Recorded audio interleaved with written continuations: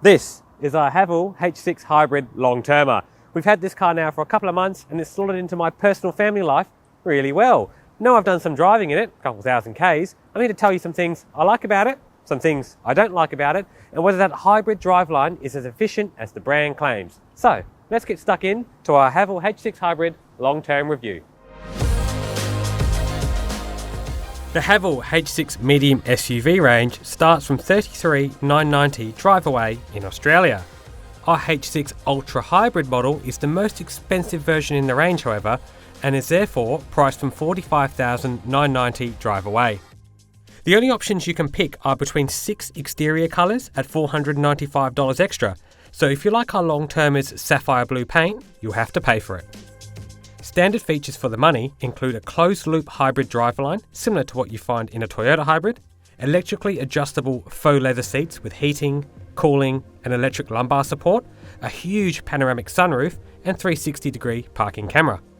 It's really well equipped for the money, and especially so considering the Haval H6 Hybrid features a regular internal combustion engine, an electric motor, plus a related battery system under the skin. We'll start with what I really do like about the Haval H6's interior, and that's this second row.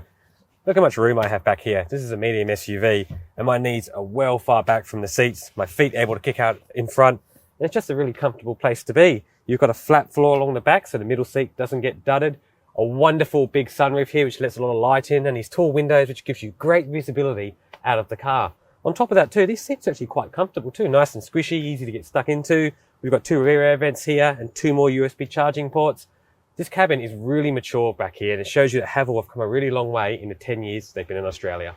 Now over in the front row are some of the things that I don't like about the Haval H6, and we'll start with the button and infotainment system. One simple example is, I should turn on the heated seats. In that case, you've got to scroll across the screen and not press a button to turn them on. But what's even more annoying is if you're in the climate section, you know where you adjust temperatures for things, there's no option here to turn the heated seats on. So it's just a little bit trivial and it does lack a little bit of calibration. You kind of expect it to be better than this by now, but hey, hopefully in the next couple of years, Haval will fix that. The rest of the cabin, however, is quite well presented. You've got a digital instrument cluster in front of you, which has sharp graphics, this wonderful vinyl stitching on the dash, wireless charger, a very Jaguar-esque gear knob that's actually not too bad to use. Some of these touch points do add some jewelry to the cabin, but the infotainment system does let the package down a little bit. So a question I know you probably have is, how efficient is this hybrid vehicle? Well, we've done a bit of driving in this car now in mixed conditions, inner city traffic, a school run out on the open road to the Southern Highlands, and we're seeing about 6 litres per 100 over the combined cycle. Now a Toyota hybrid, say a RAV4 hybrid, gets around the high 4s to 5, so this car isn't as efficient as a Toyota hybrid, but it's not too far off for that matter. Haval next year will be celebrating 10 years in Australia, and we're already driving their first hybrid vehicles, so they've come a long way in a short period of time, which is worth commending. How the hybrid system works in this car is quite impressive too. Again, it's much like a Toyota. You take off using electric power, and when you need a bit of petrol assistance to get you going, the petrol engine will kick in and power you along. The transition between both drivelines, or both engines, it's actually pretty good. It's quite seamless. The only thing you do hear is a bit of an audible buzz from the engine as it turns on. But there's no real vibrations or any harshness that comes, so it's pretty good in that regard. Ride quality too is another strong point for this car. It's actually really comfortable to drive. Over bumps, it's pretty composed and pretty good. You don't get much crashing, you don't get much wallowing around. It feels secure and it feels confident, which matters most when driving a car like this, which is a family SUV in and around town.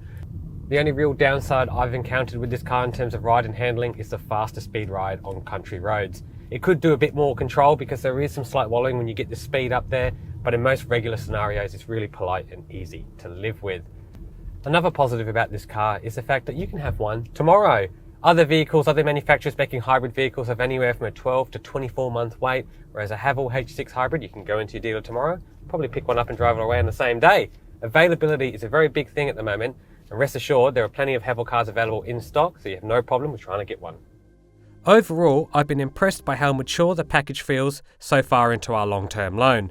Aside from some clumsy calibration faults, like the odd infotainment quirk and some overly sensitive driver assist systems, you won't feel like you're missing out much in terms of how it drives. If the brand were further to improve their product, the next step will be to increase the refinement and add some more sound deadening material.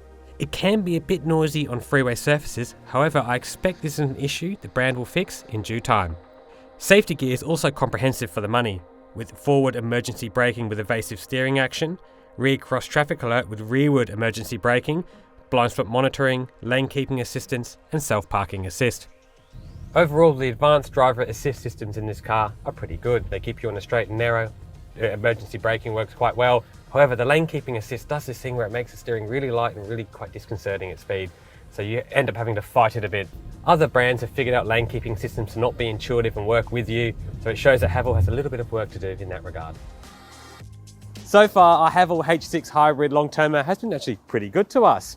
Efficiency-wise, as I just mentioned, we're seeing about 6 litres per 100, so it's not quite as efficient as a Toyota Hybrid, but it's almost there.